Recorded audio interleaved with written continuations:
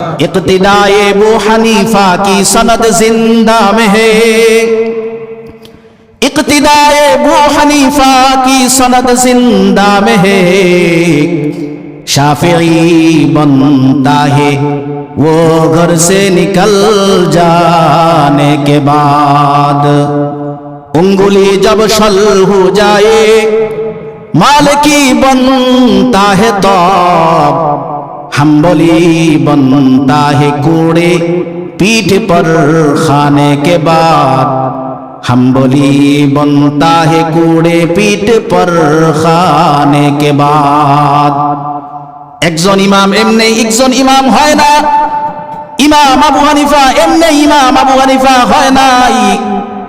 ইমাম আবু হানিফাও বিপক্ষে গিয়া রাজ সিংহাসনের সিদ্ধান্তের বিপক্ষে গিয়া ইমাম আবু হানিফাও জেল খাটছে, জেলে গেছে, মজলুম হয়েছে, কিন্তু নিজের সিদ্ধান্ত ছাড়ে নাই। ইমাম শাফি এমনি ইমাম শাফি হয় নাই। ঘর ছাড়ছে, বাড়ি ছাড়ছে, শহরে শহরে অলিতে গলিতে ঘুরে ঘুরে এলেম তালাশ করছে। এজন্য ইমাম ইমাম শাফি হইছে। ইমাম মালিক চিন্তা করলো নবীর একটা সুন্নত হলো তাকবীরে তাহরিমা বাঁধার পর হাত ছেড়ে দেওয়া। কোন ইমাম এটাকে আনে নাই। নবীজির একটা সুন্নত বাহিরে থাকবে এটা সহ্য হয় নাই।